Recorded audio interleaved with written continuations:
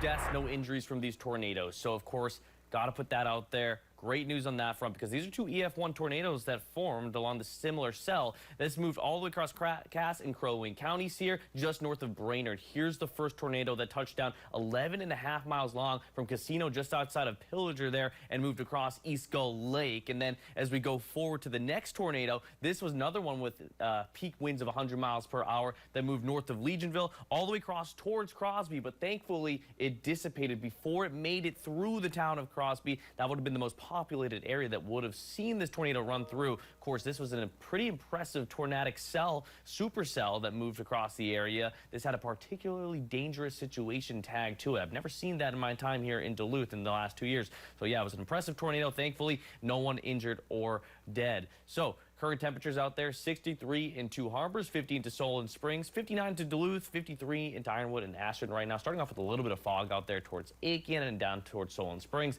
But we'll see that lift in the next couple of hours. Generally clear skies this morning.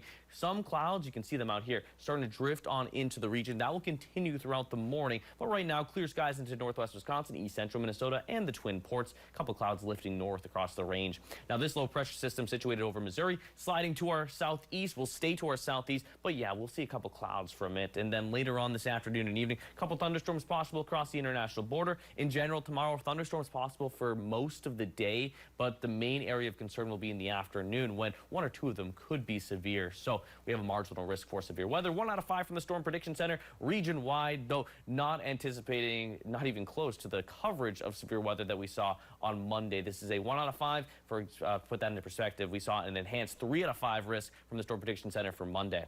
Now for our future radar, seeing those clouds fill on in during the morning and then start to see those clouds move on out of here during the afternoon. And as those clouds move on out, here's those thunderstorms arriving across the international border. They continue to slide southeast throughout the night and then end up as mainly just shower activity by tomorrow morning. And then some redevelopment of those thunderstorms later on Thursday. You can see some of these a little bit more potent and 1 or 2 of them could be severe because of that marginal risk.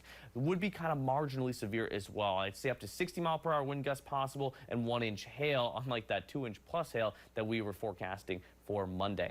Now, temperature-wise, today getting to the upper 70s, lower 80s. Just a lovely summer day. Get out there and enjoy it. Then as we head on into tomorrow, warm inland, getting up to 80 into areas like Hayward and Spooner. Meanwhile, along the shoreline areas, it will be cooler because of that wind off the water. But not going to be even close to as hot as it's going to be this weekend. Check this out on Saturday. Thankfully, winds stay off the water on Saturday, so still cool on the shoreline areas.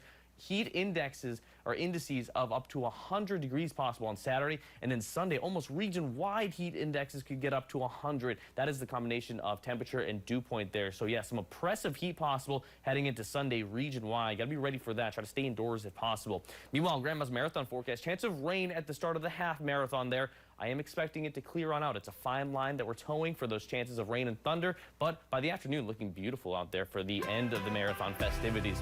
Meanwhile, as we're going into Sunday, 86 degrees, hot and humid. Dew points will be in the mid-70s, folks, on Sunday. Just absolutely oppressive mugginess. And then that finally cools on down Monday to Tuesday.